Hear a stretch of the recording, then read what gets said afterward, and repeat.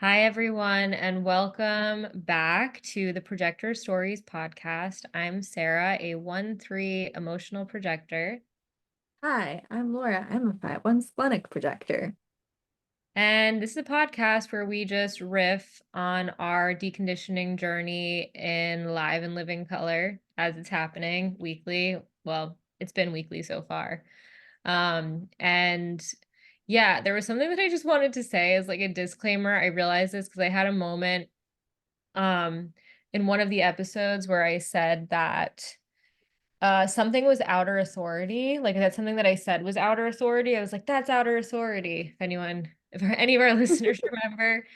And something that I like learned recently from Ra is that basically the tripartite um life experience is such that the first 30 years are basically, as long as we're following PHS, everything's fine. And then following that from the Saturn return to Chiron, the 30 to 50 essentially is like a time where we are establishing our correct perspective, and then after 50 is when we're actually supposed to be, as long as everything goes well in those other periods, able to actually access our unique outer authority. He does say in a couple of instances that uh that it can come out spontaneously, but it's not going to be something that you can really access if you haven't been deconditioning. So I guess that leaves me with more questions than answers, but I just want to say, not sure if it was outer authority. Maybe it was, maybe it wasn't. However, as is always true with my right mind, my open ego, my open heart, and I'm sorry, my open ego, my open G center, um, sometimes I'm going to be wrong. And I just want to let everybody know that. And disclaimer, because I am on a journey here too. And my line one is always trying to get to the bottom of when I'm right and when I'm wrong. And I always feel like people are, out there deciding, like the invisible, like judges of my experience of, wait, no, Sarah, like that wasn't right. That was said wrongly.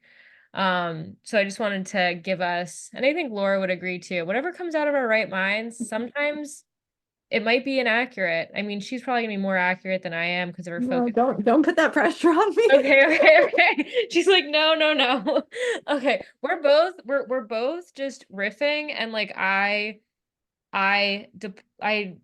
reject the strategic approach where we have to follow everything and be correct in everything that we say, because that's how everything has been and that's how you take tests, etc., yada yada. So, use your own discretion, be your own authority, figure out if what we're saying resonates to you or not, and that's really all that matters. Otherwise, just enjoy our voices and our what were you going to say? Start ranting. Our ranting, our rambles, I mean, it's a vibe. So, anyway, now that that's out of the way, Laura, did anything happen to you this week that you felt like was noteworthy along your projector deconditioning journey? I don't think so, but you bring up a good point with what you just said about like the three-partite life and how it is really there for six lines, but really like all of us Uranian beings, because way, way, way back in the day when we were seven-centered beings, we had much shorter lifespans. And so like you had to like figure out like you were basically already like very much set in your ways by the time you were like 15 or 13 years old working and doing all the things. And now like we're just like we still have no idea what we're doing until we're 50 years old. And it's just funny the way the world is set up and the way it works because people think they're experts on everything, us included, right? Like, oh, just like sign up for these services, sign up for this expertise. And everyone wants like this get quick rich schemes or courses or what have you, anything, not necessarily to get rich, but to make yourself feel like you are accomplished and you know what's what. And really, like, no one should be saying anything to anyone clearly until we're like well old and wrinkled. And yet here we are with our just hardly Saturnian podcast that you're listening to.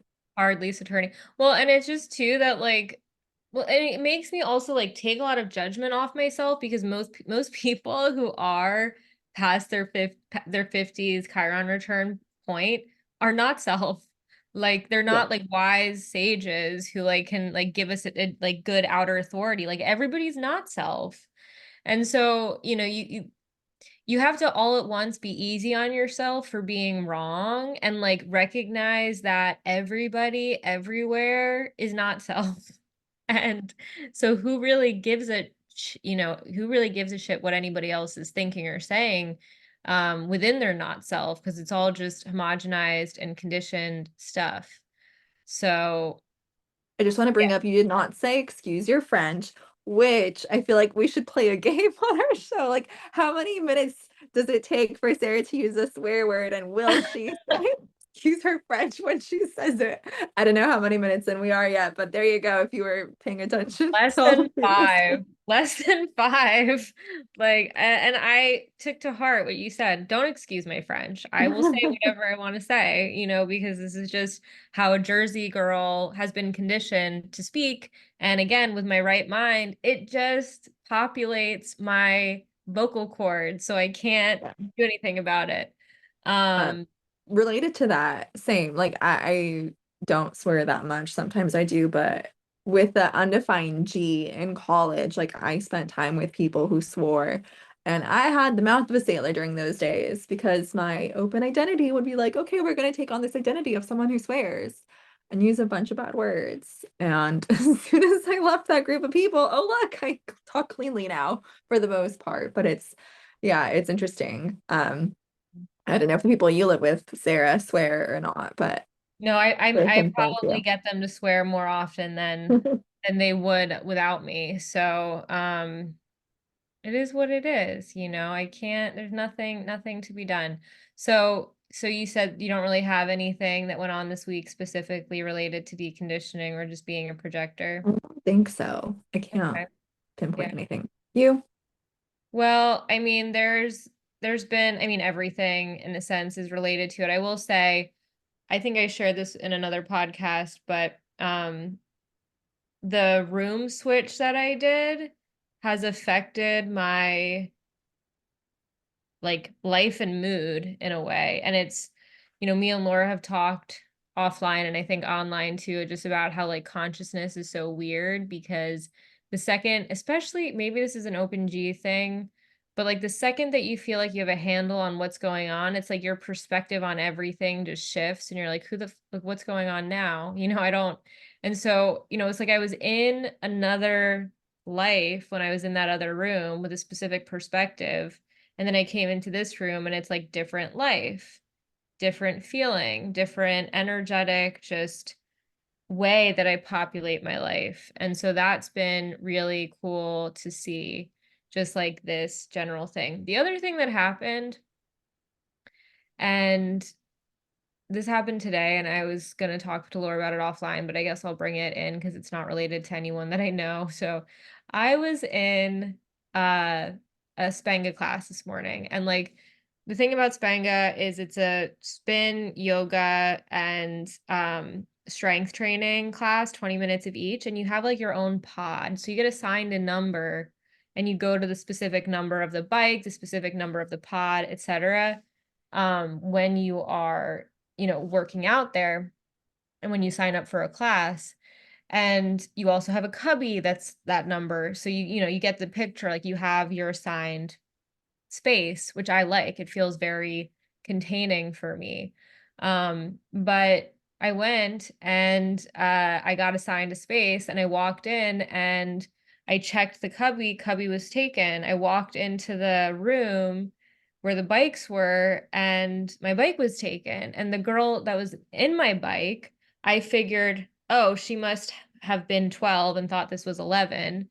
And so I just sat in the bike that was right next to her. And so I put my stuff in the cubby 12. I sat in bike 12, etc. And then somebody else walked in late, and I guess I was in their bike and I was in their spot.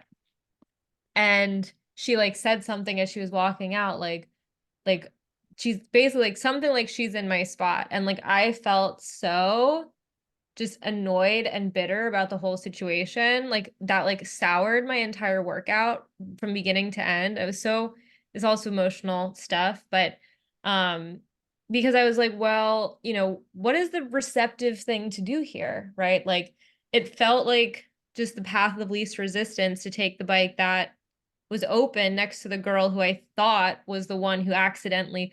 Meanwhile, the girl that was in my bike had just blatantly taken that bike. She was sitting next to her friend. And so I was mad at her. I was mad at the girl that was like, she took my bike and they assigned her another spot. So everything was fine. And I was left wondering, should I have gone out there and been like, that girl's on my bike. Can you give me another bike?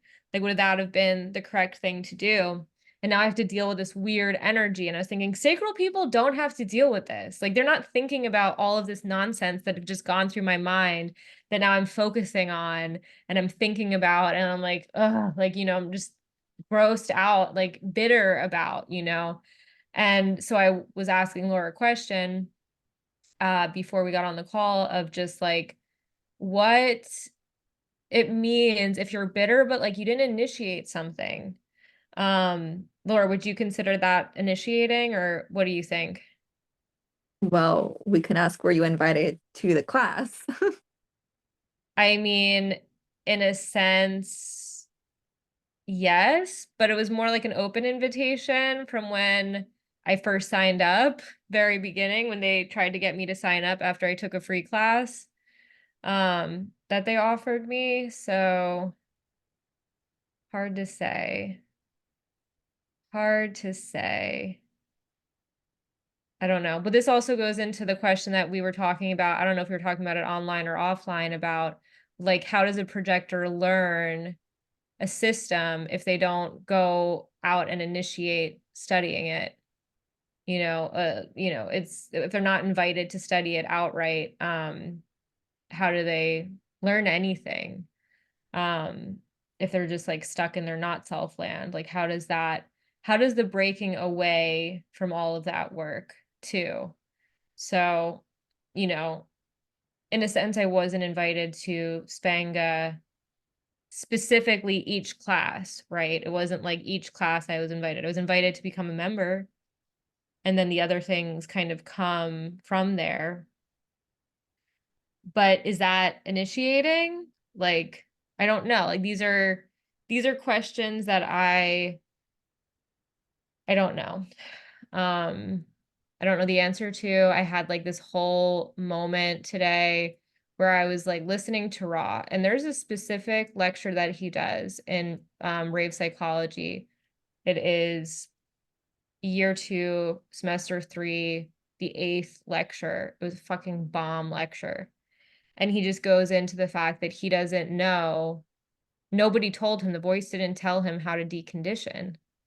And I find that really interesting because it puts everything on its head. And on top of that, having an emotional authority, um, it doesn't really seem like obvious to me how the emotional authority works, despite all of the explanations that people have of it across many different systems upon like miniature decision making, right? It's like human design's about decision making, but when it comes to like basic, very small decisions, like day-to-day decisions, how do you judge those types of things with your emotional authority? Like, do you just stay frozen?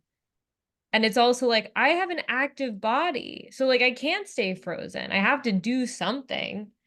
So there's a lot of like just, it made me feel like, oh, are we fucked? Like, are we gonna be able to actually decondition? Like, are we going to be like, are we like broken, like malformed bodies that like can't go back to the way that like the natural state that we have the capacity for from the beginning?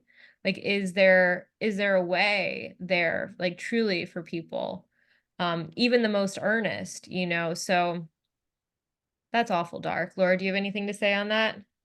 Yeah, but it's more dark stuff if you want to go down the dark route. Sure. Um, Sure, why not? if we think about the information that came to Ra, it was information about cosmology, like how the universe works. It wasn't just humans.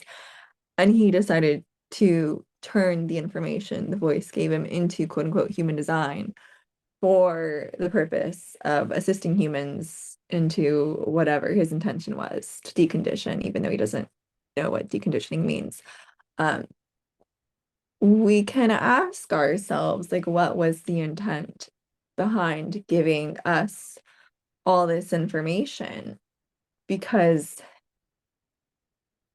I don't know, like, does the voice have a motivation? The voice is not an entity. The voice was the design crystal bundle at the center of the earth that communicated to Ra. So why would it be that this information was given by a non-con, like not a human? Motivation's a human thing, right? Like humans are the ones that want to have an outer authority for a specific purpose of mutating someone else.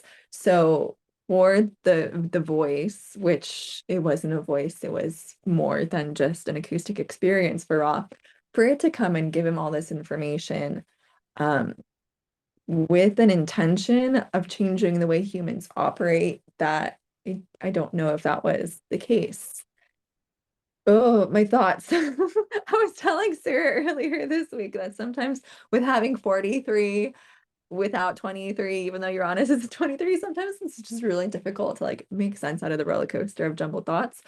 Um, and mind you, I have 6447 in the gates of in the lines of difficulty in finding the point and realizing that there is no point with futility. Like oppression, is it oppression? No, it's not. Futility, and I don't remember what my conditions. I don't remember what my line for 64 is. Anyways, my brain thinks things, and I don't know if there's any point to the things it thinks.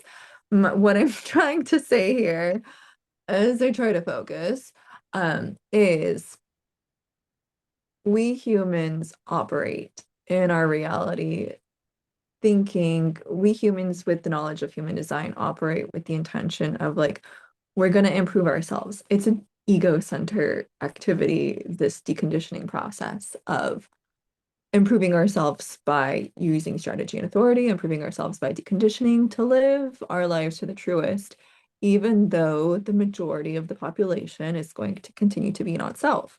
And the program, in order to continue to exist as itself, needs to be not self. Like the whole world, the whole Maya is built upon the not self. And I don't know, it just like makes you wonder what the point of it all is to do the whole deconditioning process. Because well, the point is for awareness. It's for the passenger to see what the passenger needs to see. But again, like, what is the original intention behind giving humankind the information to say, hey, you can have a specific perspective that'll lead you to a certain awareness, so that you can communicate that awareness to others? Like, where did that original intent come from? I wonder. I don't know. That's not what I wanted to say. I forgot what I wanted to say among these rambles. But you were talking about Ra and deconditioning and how he said that the voice didn't give him a method of deconditioning. Because again, that is Ra's interpretation of the information of the revelation. Whereas, like, okay, I have all this information. What do I do with it? How do I be strategic with it? I guess, let's live our lives in this other way.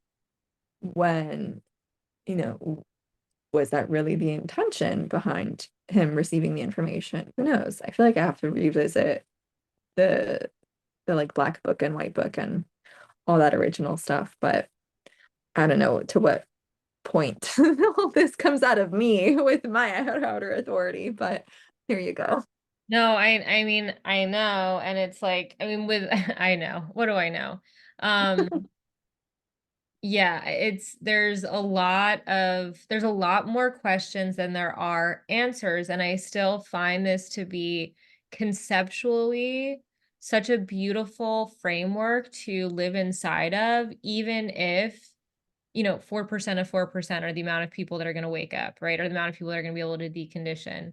Um, which, there's all of these different, and he also goes in, and I'd like to talk about this on some episode, but he goes into the four transformations and how, like, they're not mental things, but he talks about how it requires mindy, mental people to even get into the information to begin with. So it's like the four transfer, like you need to be like mental, not self, like really, really mindy type person to even get interested in human design. And then from there, it's like there's these four transformations, but they don't happen in the mind. And so, people can trick themselves, they can get caught in the trap of mind creating this framework that they're living inside of when they're still outside of living correctly as themselves. Like they're doing all of the things right, quote unquote, which I've talked about this before too, but they're not actually like internally aligned. And so it's like, oh, I'm in the right environment, cave, right? I'm in my cave, but it's not, it's like the letter of the law versus the spirit of the law kind of thing, where it's like you're following the letter, but you're not actually following the spirit of it. And I'm really sensitive to this type of stuff too, because there's a lot of things about human design that is absolutely undeniable. Like for me specifically, when I'm around a generator versus a projector, I know, like not self or self. I know who's got sacral energy and I know who doesn't. Um, it's clear as day to me. I'm never like, I wonder which type they are. It's like maybe I get a little confused between like projectors and manifestors on occasion, but with with generators, it's always clear who has sacral energy to me. And so the fact that that is something that I can subtly pick up on before I even look at somebody's chart is profound. But the question still remains, like, I was listening to something, and Laura, you can correct me on this. This is the understanding that I got of it, but there are, these things called harmony and resonances within our chart, which have to do with the personality, color, and the design. Or I'm sorry, the personality, sun, earth color, and the nodes color, and how those colors resonate to specific aspects of our chart, other planetary positions in our chart, whether they resonate or not, to different planetary positions in our chart.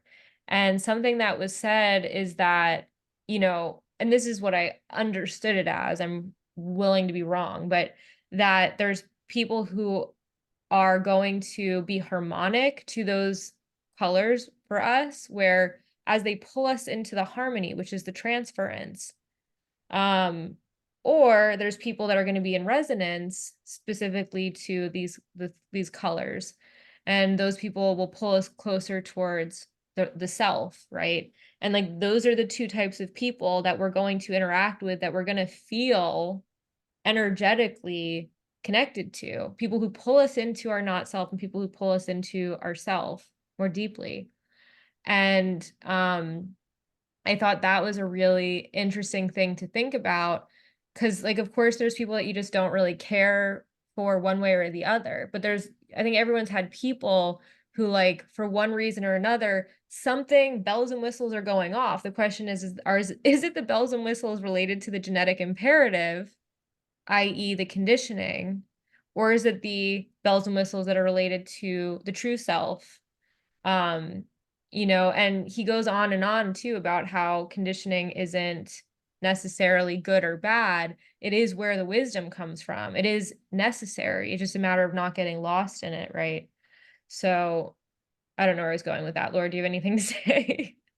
Um, yeah, it makes me think about the terminology that gets assigned to these things, like transference. Like to transfer in and of itself is a very neutral concept. You move from one thing to another. Like to transfer is not a negative word. It's not like constriction or pain or suffering. It's just movement, like moving one thing from some position to another position. And then what you said with the harmonics, yeah, it's like the harmonic resonant or the harmonic, yeah, resonances that we have that quote unquote pull us into transference. But harmony is a nice word, like compared to dissonance, which are the ones that do not harmonize or resonate to our colors or motivations or what have you. So dissonant is, when you listen to music, you hear it because it doesn't sound great, but like harmony sounds nice. Yeah. when you're listening to a song and like the notes are harmonizing with one another, there's a cohesiveness to it, which really brings the idea of transference into more neutral light to say, like, yeah, perhaps it is pulling you into not self, but that, like Sarah said, is where the wisdom comes from through openness, through our white areas of our charts. Like, it's not bad, it's always there. You can never escape it. It's just part of life. It's just a different flavor of life that you're not here to be recognized for, to find consistent within you. You experience it through the playground, through interaction with others and transits and this and that, but it's not inherently bad as long as, you're not initiating. But then I don't want to like label that and box it into a bad thing to initiate too. But yeah, it just makes you think about the terminology that's associated with certain concepts and how we impose certain philosophies or ideas onto these things based on our associations with those words. Right, the connotations that we have, Yeah. for sure. And I mean, I didn't understand this fully until I was listening to this, this audio about like the harmonics and the dissonances and all of that stuff. And the dissonances are essentially neutral. Like that's what they are. It's like you don't care either way about them. You're not being your energetics are not being activated like by them. So it's just it's a nothing. It's a non-thing thing, which is also why for me when astrology like has kind of astrology is what brought me to human design, but like I always felt like when I was giving readings and things, there's a consistency across the meanings and the archetypes of the planets, but not everyone experiences them in the same way, right? So there's something interesting to be said there too, where like, you can kind of think of it in the sense that it's kind of overarchingly true, but like on the differentiated individual scale, it's not always. So, that's also why I like human design, but it also got me into this whole just like thought process around how a lot of people, they're not interested in deconditioning at all. Maybe because their life works well enough for them, maybe because they're moving up the cultural hierarchy in a way that is makes them feel like they've accomplished something. I mean, nobody's going to really be around for that final moment when people leave when the personality leaves the design crystal and they separate and everything flashes before their eyes, and nobody can say whether or not the people who are not interested in deconditioning have any regrets about their lives or any questions in those moments of whether or not they lived their lives properly. Um, but it just makes it so, this information is so profound, but like you have to be talking to someone who has like the ears to be able to hear it in order for anything to be absorbed. Um, which is crazy to me. Like you think that it's like I'm speaking Chinese, it's just completely not, you can't understand it. And that actually also brings me to something that I know that we wanted to talk about on this pod, just in relationship to um oh God, Laura, what was the thing that you wanted to talk about in relationship to uh No rightness? choice. No choice. Yeah, yeah, yeah. That was one of Oh, the two things I feel like. what was the other thing? Rightness? Let me see. Please, hold. Thank Uh-huh. you. You will insert some elevator music, or you can insert it into your own head and imagine listening to some elevator music while we're trying to find the thing we wanted to bring up. I'm like, do. Uh, oh, there's geometry too. And the whole stuff that went on with Zeno. Zeno? God, I don't know if Yeah. I'm. Mm, Um, okay, I can ramble for a bit if you want me to about yeah. various things. Oh, and um anti-strategy and authority stuff. and strategy and authority stuff. Anti. Oh, anti. Okay. Um, yeah, let's see where my brain wants to go then. Um, this is stuff that's inspired by posts that I see in the Facebook groups, right? So there's been posts I feel about that I noticed. I don't want to like name names, but um how strategy and authority came later with human, again, going back to what I said about like what was the intention behind the information that the voice gave to Ra. And, Ra received a third crystal of consciousness in that process. And maybe he picked up another one along the road, took from another person, but his experience with the voice was weird. And so he was, let's say, mutated by his experience, right? He went through his own transformation.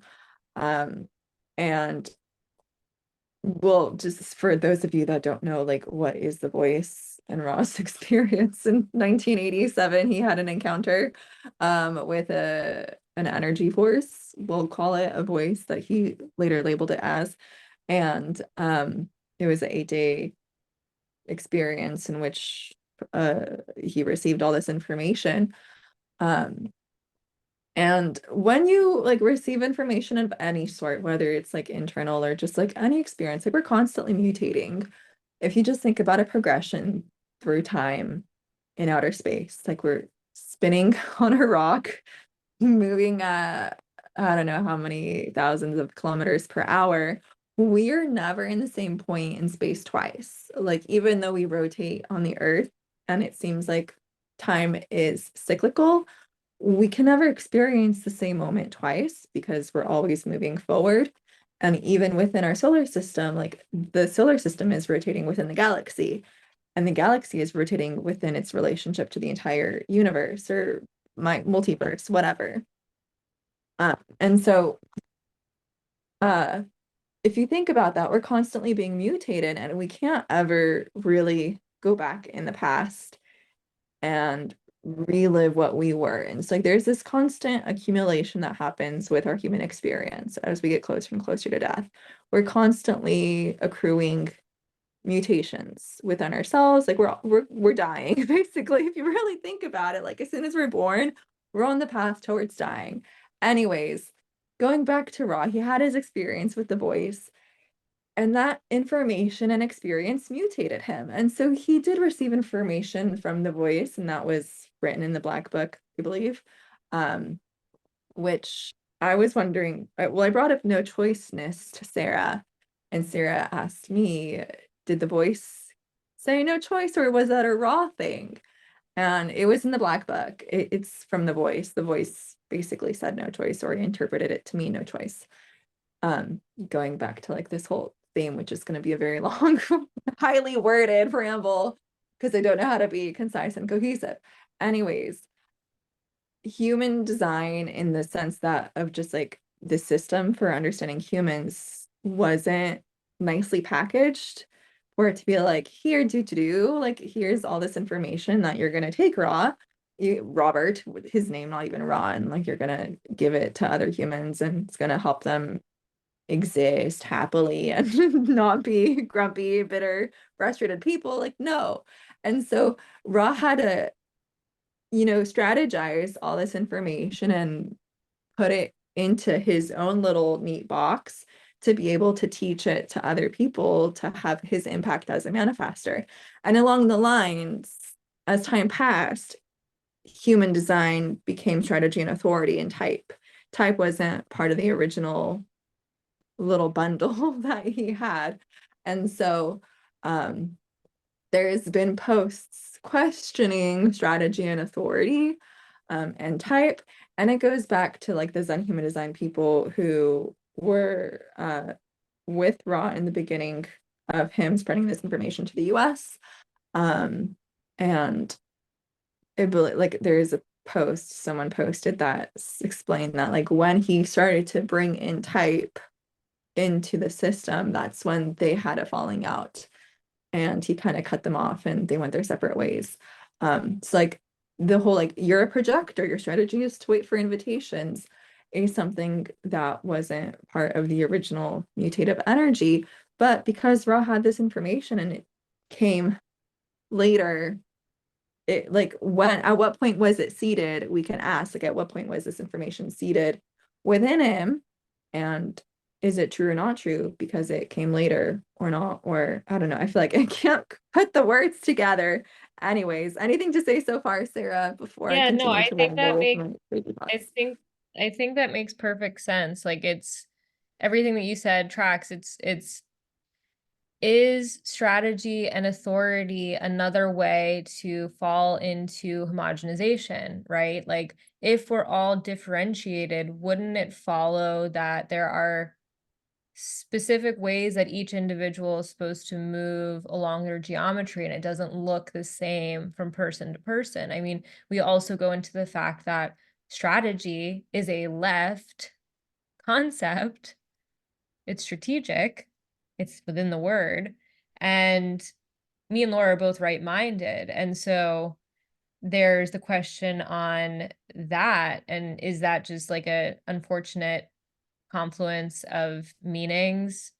Whereas we are supposed to follow it despite our rightness, right? Like there's a lot of questions around it, and I think you couldn't package human design to anyone if they understood the depth that you needed to get to in order to really, really start like getting your life back on its, I'm using air quotes, getting your life back on the right track of at least like aligned self, right? Aligned self decision making. And it's like, how can we affect the most people to at least align their bodies, forget their minds to what's correct for them? And of course, it comes down to aura, right? So the fact that projectors have a pointed aura is is part of what is homogenized about all of them. I mean, what's same thing with sacral people, they have an open and enveloping aura. So their aura is all the same. For projectors, it's all the same. And so there is a level of like, well, this is true across every one that's a projector. This is true across everyone that's a generator, and etc. On and on with the other types. But um it's not clear to me exactly how it works and how to the letter we were supposed to be following it, and I think that's the argument that is made in a lot of cases. It's like there's other ways to be invited places without it being communicated in verbally, that may lead you on a path that is correct. And I'm not saying that that's true. I'm saying that it's possible. my my view is possibility. So let me just let me just be correct in that, if nothing else. So yeah. Yeah, I mean, it ties back to what you were saying before with like, how do we make these little minute decisions day to day when they're like, it's just you, like, there's no one that's inviting you to do anything because it's you taking your own body and doing something with it. And in these posts, there's different ideas of like, what is inner authority? And one such person said that inner authority is actually cognition, that it's, if we're looking at outer authority being the motivation on our personality crystal side, then inner authority should be what's there on the design side. And this person has some videos. I mean, I guess I'll say her name if you want to check her out, Laura Joe, however she wants to pronounce it. But I was binge watching her YouTube videos, and she has a video that is like how to decondition. It's like, here's her listing, like Ra never gave us these steps on how to actually decondition. And she had a video that did say, like, you start with your environment, which isn't to say the color of your design notes, because she was bringing up the fact that color is the exit point for neutrinos entering into a crystal. So, Sarah, earlier you said like you've changed your bedrooms. Now you're in a more cavey type of environment and it suits you better. But that is the exit frequency of a neutrino into our crystals of consciousness. It's not something that we actively choose. Same with like our desire motivation. It's not something we choose. That is the exit strategy, not the exit strategy, it's the exit frequency of our neutrinos, of our consciousness as a reflection of what's going on inside our crystals through tone. Like tone is the inside texture, constitution, architecture of our crystals, and that's where things happen, where our consciousness interacts with all the neutrinos that are moving through us. Um, anyways, the thing I wanted to bring up among all this is no choice which is like a very long-winded tangent to bring it up. Something Laura mentioned in her video was talking about how, you start your deconditioning process with the nodes, the environment of the nodes. And she was saying, like, you can't escape it. Like, there's no choice in your nodes, and like our nodes are Rahu and Ketu. And it makes total sense if you think about it from the astrological perspective that, like, some people try to overindulge themselves in their nodes in Rahu and Ketu, and it's something that they feel unsatisfied with. So they're always going to pursue to like find that satisfaction in whatever is missing. And some people avoid it with a 10-foot pole. So there's that escape quality that sometimes we have with the quality of our nodes that we try to avoid it. And you cannot escape it because it is your trajectory. And the way I like to think about our trajectory through life, like I said, we're always dying. Like as soon as we come here, we're on a very linear, strict path towards death. Is like the flea on the tightrope, which goes back to time travel concepts or whatever it is, relativity. Um, we like to call the not self the upside down per Stranger Mhm. Things. But like if you imagine that flea on the tightrope, that tightrope is your life. Like it is a very linear line, and you can be on the top side of the tightrope, which is living according to yourself, living true to yourself. I was going to say to strategy and authority, but let's just say living true to yourself, regardless of how that happens. Or you can be, on the underside of the tightrope because you're an itty bitty flea and you can maneuver around that tightrope in which you're in your not self. But the trajectory of your life is still going in the same direction. You can't move backwards again because we're only moving forwards through time. And so there's a set path to what you will experience in your life, whether that's like lessons or people or places or circumstances, or if we're going to be absolutist about it, everything. If we're going to be deterministic, there is no choice to anything in life and there is no free will. And our minds are just organs inside our bodies that have insane amounts of creativity to be able to conceptualize the false idea that we have a choice in how we operate, and we think that our brains are making decisions for us, but who really knows? There is, in one of the Facebook groups, someone posted about a scientist who proved that determinism is real. Like they proved, somehow scientists proved that there really is no free will. Cannot remember the name of the scientist, but it makes you think about everything in life that any scientist has proven, in terms of the logical circuit of like if someone else proves something and then everyone else has to tap into the abstract circuit to say, okay, I believe you, I trust you, and I'm going to say that yes, what you proved is true. But like the things we can actually prove ourselves and hold true within the logical circuit is so small. Everything else is belief. Like someone tells you something and you're going to believe it. Someone says something about this or that and you're just going to believe it. And you're going to say, like, I trust them because they did the proving, but you don't really know if that's true or not. Anyways, that's another whole tangent about the way the world works and the huge weight that exists in beliefs of any sort in the abstract circuit. But going back to determinism and no choice, it's this heavy topic. And again, like some scientists may say this or that about it, and then we can agree with it or not. But in terms of, experimenting in the logic and being able to prove something or not to yourself, I found that there really is no choice in terms of what I think.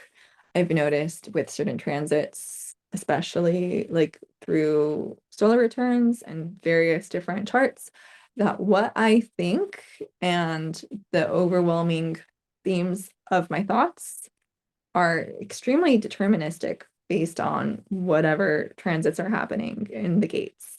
Like my thoughts are, they line up pretty darn close to what the transits are.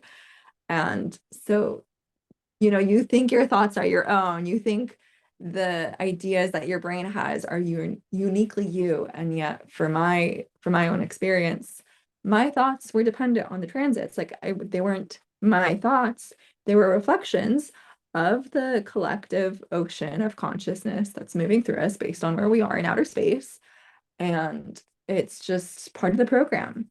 And so, free, like it's free will. You think you have the free will to think whatever you want to think, and you can't even think freely. It's not even doing freely. It's you can't think freely because your thoughts are programmed into you. It's just insane and wild. So those are my rambling thoughts on no choiceness and just the heaviness that is partially human design. It's like, you think you have a choice in being self or being not self or choosing the money to take of your daily life or the big decisions. And there's stress and chaos in surrendering to no choiceness, but there's also freedom in it, depending on how you're perceiving it and where you stand.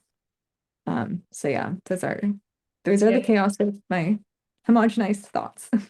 Well, I really liked your fly on the tightrope analogy because it did send home the concept of like what the nodes are, in general. And Roz called them the helmsmen as well, like the great helmsmen in the sky that are like, that is truly beyond our own like specific solar system that and he goes on to say like how important their placements are and all of that stuff. So I tend to agree with what she said about the nodes being the first thing, and that the environment is, it's like you can't, what she says, you have to surrender to what your environment is. And I guess there can be a concern that like, well, what if I'm in the wrong environment? Is it even possible to be in the wrong environment ever? Like, can you, like, you know what I mean? Like, is it Yeah. possible to hop off for me like the 56 South Node ride? Um, or is it just my perception of it that is off, Well, because here's the difference. Like being in the wrong environment, like being in a physical location on our planet is one thing versus, environment in terms of human design or the gates of the nodes. So it's different, physical location compared to an understanding of part of the body graph. But again, like if there's no choice, then no, you can't ever be in the wrong place because right, there's right. there's no choice in it. Kind of comforting. And Ross said too that when he started teaching human design, the thing that he was so shocked about is how many people just like absolutely loathed themselves. And he talks a little bit about how human design has to do with self-love, because if there's no choice in our direction, if there's no choice in um there's no choice in the thoughts that we think. Like, is there a choice for our personality to love our body? Like, is there a choice for us to be kinder to ourselves along whatever trajectory that we are definitively on? Because I think that's what draws me to human design. I think that's the reason that I got interested in any of this stuff to begin with, was because I was like, this can't be life. Like the amount that I hate myself and the amount that I give myself all of this like pressure and stress and things like that. And like I just, there's a disconnect. I'm like, this can't be normal. Like there has to be something going on here, and again, like with the harmonics and the resonances, it's like Laura was saying, you can either be on the top of the tightrope or the bottom of the tightrope, right? You can either be on one side of your transference or on the other side of your motivation or whatever, we're looking at it in terms of color on design, personality, or nodal, um, the external variable side too. So, yeah, I mean, are these more questions than answers? For sure. But I also, with my emotional center, I've just found there is, I know that I can't find certainty, but it is like part of what I guess I'm trying to accomplish. Part of what my 1-3 is seeking, which maybe it will never find. The 1156 is seeking, which is never really find, is like a sense of understanding my emotional wave enough that I can make decisions correctly, because otherwise all this stuff is not self, right? If I can't get into my body correctly or understand my body enough to make decisions from it, then it's all just mind stuff. It's all just like fodder for the not self mind. And so, I've been seeking this sense of understanding within my own emotional wave of what it all means, and like why is my emotional wave and my emotional center so biased towards pain? And is that just no choiceness? Is it possible that my not self hating itself has something to do with the bias that my emotional center has towards pain?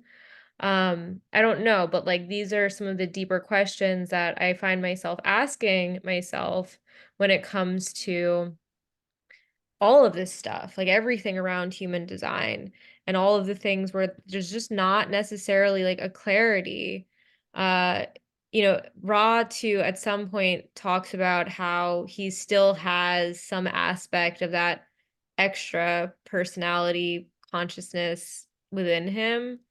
Um, so, that stands to reason that he still would have some kind of authority with the things that he's saying, but he still only has his own perspective, and he speaks to that saying, well, I only have, this is how I have to look at things. Like this is the way that I personally look at things.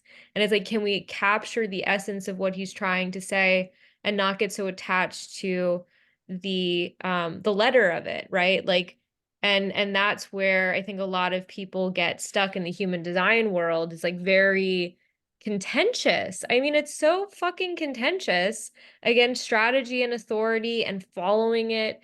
And like, if you don't do it this way, then it's not right, versus, strategy and authority is bullshit, versus, just being so like, it's for me, I'm like, whatever's true for you, like if you're being earnest enough with yourself about the truth, then like I can't speak to it. I really can't. So I don't know, Laura, is there anything you want to add? Because I just went all over the place as I'm wont to do. There are some things that stood out. So, um, I think at some point you asked, like, do we have a choice in loving ourselves? And my response to that is thinking about the G center, raw how to define G center. And the G center has an ability to love itself. Like there's gates of love, the vessel of love that exists in the G center. And part of that is, gate 10, loving, I think is oneself, loving behavior, the behavior of itself, the love of extremes, the love of, I forget what all of them are, but it's like 10, 15, 25, 46. and 46. Those gates have to deal with love, like deeper love, not relational love, but like deeper love. And part of within that is an ability to love oneself. So it makes me think that like defined G people can love themselves and the rest of us can't, because we're always going to be seeking it. Like the undefined G is always looking for love. It's looking for that self-love. And it makes me think that like, no, we can't ever love ourselves. Or that maybe not all of us are, depending on our individual charts, like not all of us are equipped to find that destination within us. Again, 12.3 I think you brought up is the gate of self-loathing. Well, I have it in detriment. I have Mars on my design setting 12.3. You have it as your design sun, right? Or design earth. But yours doesn't fix, yours still can fluctuate between the exalted and the detriment. Mine's just stuck in the detriment, which is self-loathing. And like just my entire chart, if you look at the details of it, it's pretty morbid. It's not great. Again, like going back to 6447, difficulty in finding the point and just realizing that there is no point to anything, like the futility of everything, the futility of life. It's a hoot. I have Grinch, which is like refusal to share an enthusiasm. Like my chart, if you pick it apart, it's not nice. So, am I a person that's equipped to find self-love based on like if I were to objectively look at myself, I would say no. Like I don't think I'm equipped to find self-love. But I, as that undefined G, I'm always going to be searching for it. So there is that little nutshell. Then you talked about your emotional center and like your emotional center's tendency to fixate on pain. And again, I feel like because of your undefined G and that search for love, mix that together with a defined solar plexus with your specific gates and 12.3, which doesn't necessarily fix into the detriment, but it's just like a little concoction that makes it difficult to find self-love or to find that wholesomeness and loving who you are and embracing your true self. But there's something else that I wanted to say with your emotional center that I don't remember what it was, but maybe it's this, maybe it's not an answer, but a question, which is going back to what was said with, authority being in tone and not being in the hierarchy of centers. Um, Something someone else commented on one of these posts was something that I highly agree with, which is like the magnetic monopole is the true authority. Like we are not this form, we are not the design side, we are not the personality side. We are the passenger, and the passenger experiences the life that is predestined, the trajectory of the life, which is determined by the driver, which is the monopole. And so the monopole knows where to go and what the destination is and what it's meant to experience and how it's meant to experience everything. That is what's pulling us along on our path towards death. Which is, love. Like the magnetic monopole is the force of love. And so it's that force of love that's pulling us forward into whatever it is that we're meant to experience. And then we filter that wisdom, we filter that truth through perhaps the perception of our quote unquote inner authority as a center. For me, spleen; for you, solar plexus.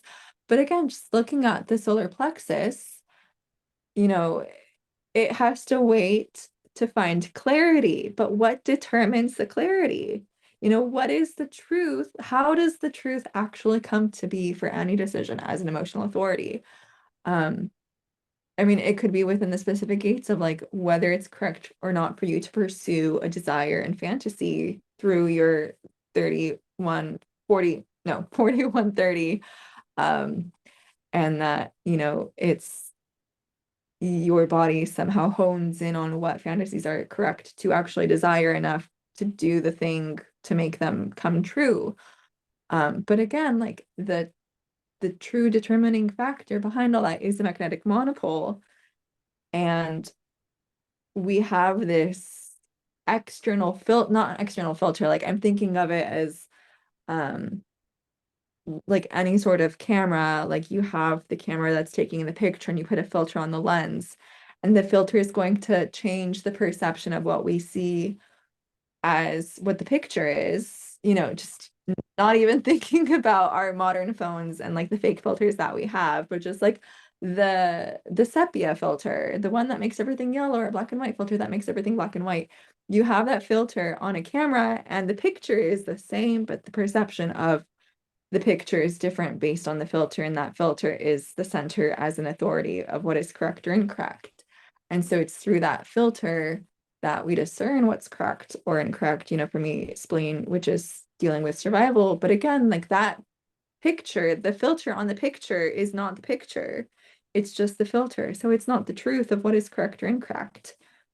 If you catch my drift, I feel like I'm being a little bit too philosophical with my words, but having emotional authority, you go through your emotional waves and you wait for clarity, but the emotions are not what determines clarity. Like in my understanding of it, in my philosophizing of it, it's, there is what is correct that is again predetermined because we have no choice. And then you're just trying to filter, you're trying to look through the filter that you have, which for you is emotional or which for me is the spleen, whether it's black and white or sepia. And so you're trying to use that filter to discern what is correct, but the filter doesn't decide what's correct. It's not because it's sepia that something's wrong or right.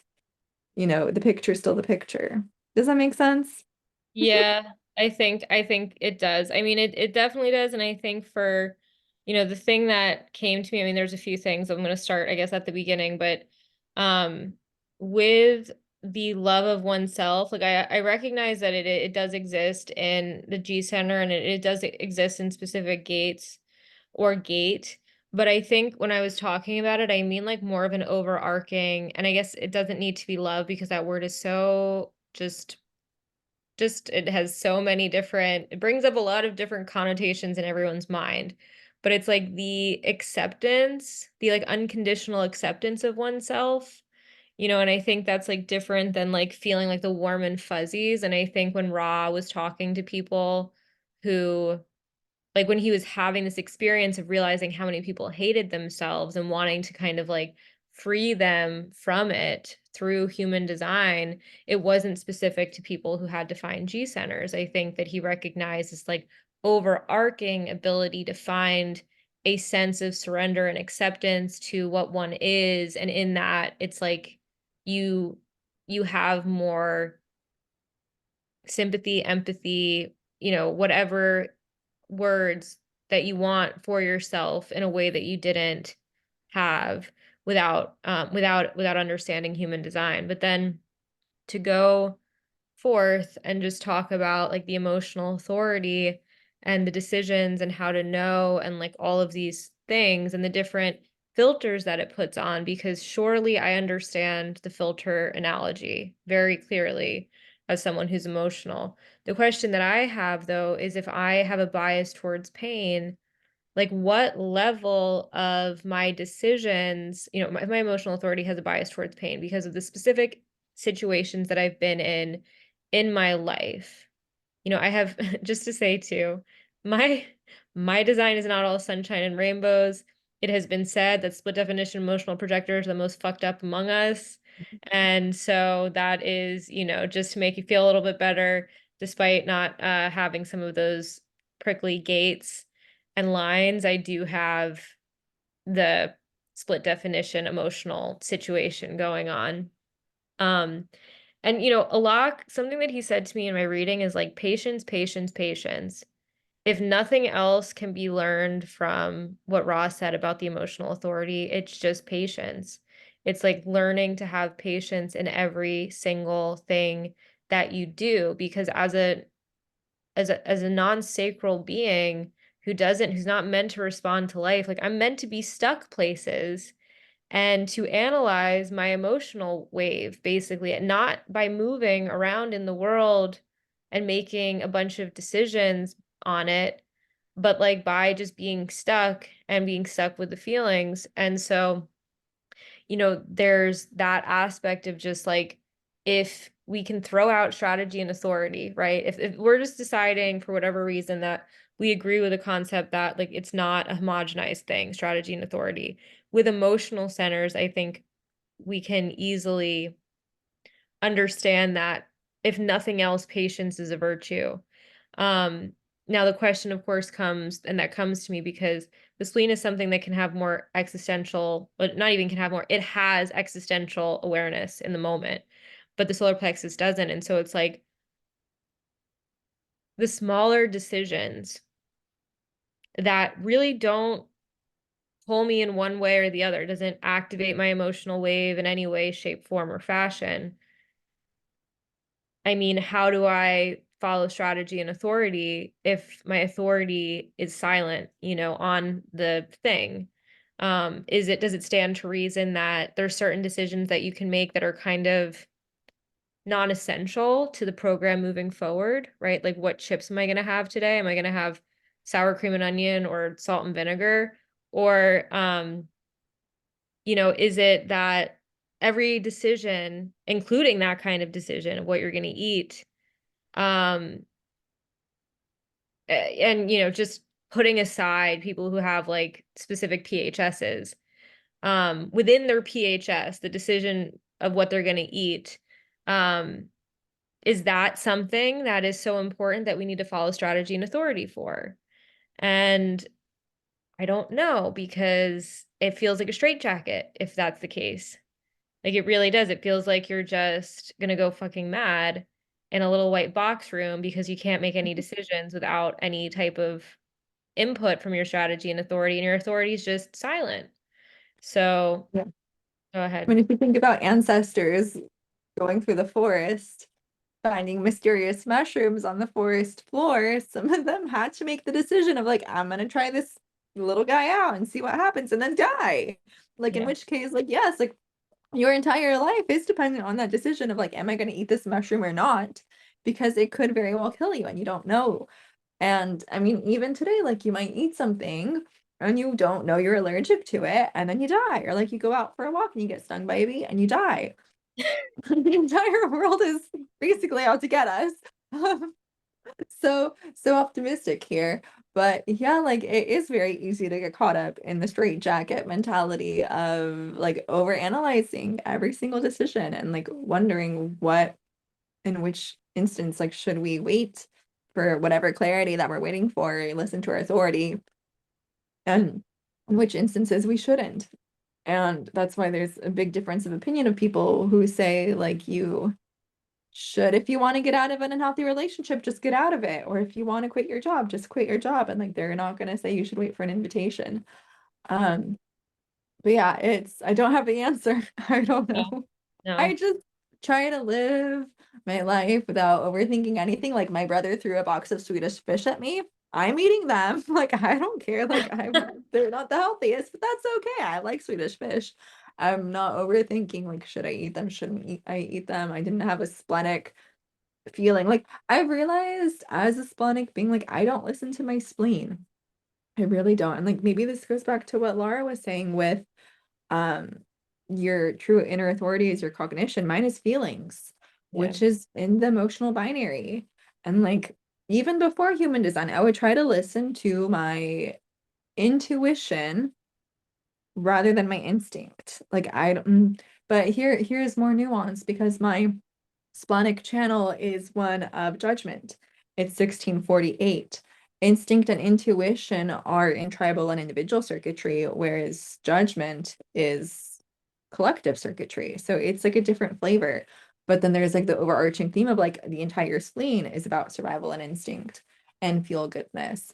But like, yeah, making decisions, like my spleen doesn't say jack shit to me. Like it really doesn't. Maybe that's because I'm so deep in my not self that I don't even get splenic hits anymore.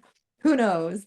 But like I said, before human design, I would try to follow my intuition and making decisions. And for the most part, they made me happy, apart from like when I would initiate and then things would lead to bitterness. But apart from initiating, I would say that mine to like trying to follow those feelings, which feeling like the emotional solar plexus is also intuitive, intuitiveness through our emotions. And so was I following my feeling tone, my feeling cognition? Or was I following my spleen? I really have no idea. But anyways, yeah, I just try to do whatever I want to do in the moment without overthinking it. And it's funny, like tying back to Swedish fish. Had a friend who was a carnivore, is no longer a carnivore, but is now like sort of partially carnivore. Like people who are super, super specific with what they eat, which is fine for them, but like I could not bother with that. And so he asked me like if I'm doing anything for my diet right now, and I'm just like I eat whatever I want whenever I want. Like If it's Oreos, it's Oreos. If it's a cup of cocoa for dinner, it's a cup of cocoa for dinner. If it's really hearty vegetable soup, it's really hearty vegetable soup. If it's Swedish fish, it's Swedish fish. Like I don't try to control what my body eats. And I feel like that's maybe part of that feeling thing compared to like someone being spleen binary with like tone with their tone, so taste or smell, they might be more sensitive to what they're putting in their bodies. But anyways, that was just a random tangent. I don't know what the point of it was, but No, I mean, I think the point, I mean, I don't know. We don't have points here. We don't have, there's with no my point to 64 be found. 47, no points. There's You know, never a don't look point. at us. Yeah, don't look at us if you want points. But but I think that just to kind of reflect on what you said, the nuance of this is so difficult because there is, of course, the chance that, and this is something that I, of course, am concerned with. It's like I'm so far deep in conditioning that I can't even recognize my authority. Like I'm so far in the not self mind that like I can't even come near my authority. And Alok said to me, I shared this on the podcast, took him 21 years to get to the bottom of his emotional authority. That's three effing 7-year cycles. Like, and I mean, I can't speak for people who are splenic, but I truly feel with Alok that he is living his design. I got the sense from that, from Raw, just from listening to him too, but he was mutated by the voice. I don't see any projectors, certainly not any emotional ones yet. I am going to take a living your design with an emotional projector leading it, but it's yet to be determined if that will be my, example. But I haven't seen any that are living correctly as themselves. And so there's no, I don't have anything to go on, basically, on what it looks like for a projector to live correctly as themselves, truly. Like, and The um name Paul, would you say that Kuhn, the I don't know him well orchestrator? enough to Yeah. speak to it. Like everyone says that he is, but like I haven't felt his energy myself to like be able to get a sense of it. Um, he's going to be a part of the Living Your Design too, so I'll find out. I will find out by the end of that course. So I mean, I feel like we've talked a lot. And I feel like this is a good place to start to wind down. Is there anything else that you want to touch on from what was said or from what else you want to talk about, period? I don't know. I feel like nothing I said led to anything constructive. It was just like crazy rambles this episode. I don't know. Again, the woes of having a right mind and wanting to be strategic before recording, like I wanted to be strategic with what I said about no choiceness, and you got what you got, friends. Like I am sorry, not Yeah. sorry. Um, I don't know if that was helpful or detrimental to your well-being whatsoever. I really don't know, but um Well, let me just interject really quick because whenever, like, sometimes, like, you'll start talking about something like cosmology and the design bundle that was the voice that's at the center of the earth, and I'll be like, I just learned something today, you know? So it's not really necessary that we follow some kind of structure because, as far as I'm concerned, I learned something, which is fucking crazy because I don't really learn something from a lot of people, like many people at all. So, or they don't make me think. So, if if your point for being here is to be strategic, you're in the wrong house. yeah. Like, go home. Mhm. Um, but we love you anyway. If you're strategic, we still love you. Um, but if that's what you want out of us, it's not going to happen. No. So, no, I think that there's a lot of food for thought and good conversation and a lot of things for me to chew on and think about. And I appreciate our open genus because it can genus. I just made up a word because it's really refreshing compared to feeling like there's a contentiousness between design people of what is right and what is wrong. I'm not attached to any of it. But because I'm not attached to it, there are people that are attached to it and they will attack my non-attachedness, right? So it's like there's a lot of like fresh air that I get when I'm talking to someone like Laura, who has this open sense of things too, despite her tendency to focus on details and potentially And my correct. defined head. Yeah, and her defined head, but there's a fixedness. I have a fixedness of my thinking too, but that doesn't mean I'm incapable. Like I'm incapable of changing my conceptions of things. It's just that I have a fixed way of thinking. I have a freaking my 1156 channel is 3 3 11 3 56 3. I mean, there's a 1 and a Hmm. 4 in there too, but that is fixed. Like that's a fixed head, mind, not head, but yeah, so I don't know. There's one thing I do want to say. We did just make a Instagram. We talked about it last week, Projector Stories on Instagram. You can follow us there. Again, reach out, DM us. It's still just a little baby Instagram. And we're excited to just have a kind of hub for our community potentially or not. But All of anyway. you. Yeah, yeah, yeah. Or even less. Well, actually, I don't know how many subscribers we have on Spotify, but like, yeah, less than 20 of you. More than 20 subscribers. Oh, Um, really? yeah. Oh, good for us. I Good for thought there us. was less Cheers. than 20. I know.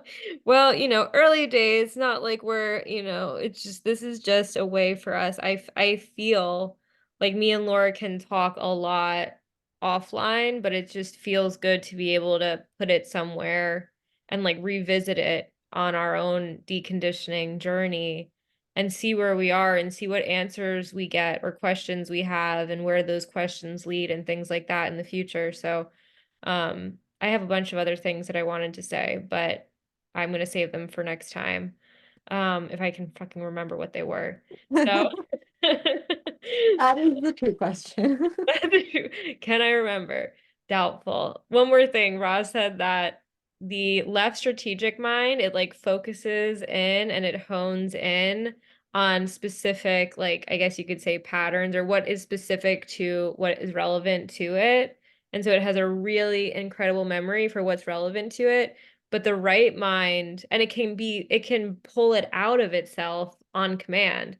The right mind can remember everything that it's ever experienced, but it can't pull it out of itself. Something else has to pull out of it. So, So maybe I can blame whatever came out of my mouth on no choices based on Sarah. Sarah got what she pulled out of me or what have you, and then I got whatever I pulled out of Sarah. And so whatever was said was our unique blend of pulling rightness out of one another. Therefore, there's no exactly. choice in it, and it is what it is. And we are gonna go with that little like pass, get out of jail free card with the no choice. Well, and I'm grateful for what I pulled out of you because I'm like, damn, I just learned something. I really like the tightrope analogy, and I freaking like the just talking about like the voice and like having that whole refresh because that's just a good thing for people to understand. At least I think it is. So, I'm quite satisfied with what I pulled out of you. I hope you're happy with what you pulled out of me, and I hope that everyone on the listening side is happy with both of us. So, as always, thank you for being here. Follow, like, subscribe if it is correct for you to do so. Or And if it's correct for your not self, feel free to do so anyways.